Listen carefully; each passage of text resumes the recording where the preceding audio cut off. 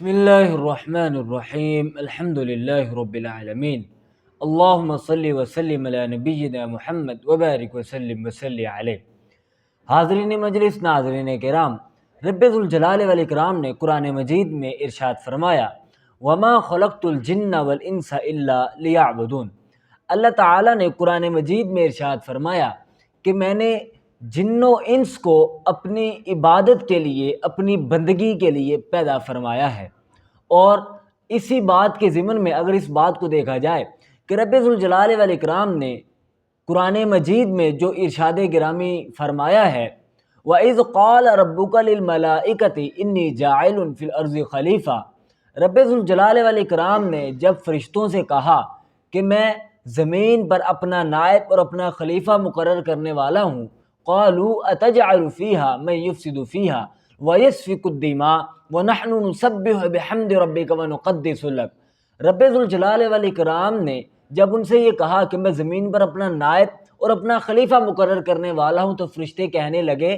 کیا آپ اسے اپنا نائب اور خلیفہ مقرر کریں گے جو زمین میں خون ریزی کرے گا، جو قتل و غارت اور فساد پھیلائے گا؟ تو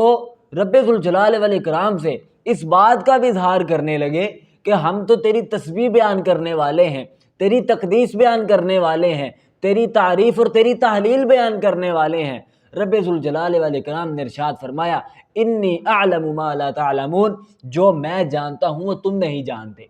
اور آج کے مسلمان کی اگر زندگی کو دیکھا جائے تو وہ صرف دنیا دنیا کرتا ہوا دکھائی دیتا ہے، اور اگر دینی معاملات کی طرف بھی کچھ لوگ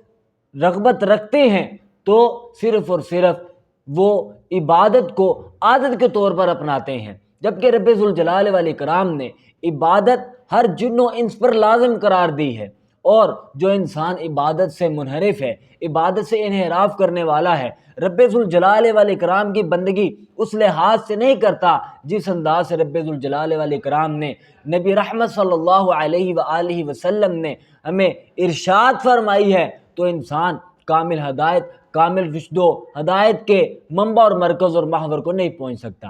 اللہ کے پیارے پیغمبر کے صحابی سیدنا عبداللہ بن مسعود رضی اللہ تعالی عنہ، صحیح البخاری کے اندر یہ حدیث مبارکہ ہے کہ ہم جب کھانا کھاتے تھے تو ہمیں اس کھانے میں سے بھی تسبیح کی آواز آتی تھی، اور بعض محدثین نے، بعض علماء اور فقہاء نے اس بات کا اظہار کیا ہے کہ یہ جو دروازوں کی چرچراہٹ ہے، پانی کی سرسراہٹ ہے، یہ بھی ان کا ذکر ہے، یہ کوئی بے معنی آوازیں نہیں ہیں، یہ بھی اپنے انداز میں رب ذوالجلال والاکرام کا ذکر کرتے ہیں۔ اللہ کے پیارے نبی کے ہاتھ کے اندر ایک مرتبہ کچھ سنگریزے ہیں، پتھر ہیں، اللہ کے نبی علیہ الصلوۃ والسلام کے صحابہ بیان کرتے ہیں کہ ان پتھروں میں سے بھی تسبیح کی آواز آ رہی ہے۔ آج کا مسلمان فرائض کے ساتھ ساتھ نوافل کا بالکل بھی اہتمام نہیں کرتا، لیکن ہمیں اس بات کے اوپر توجہ مرکوز کرنی چاہیے کہ ہم فرائض کا خصوصی طور پر اہتمام کریں اور چلتے پھرتے تسبیحات کا اہتمام کریں،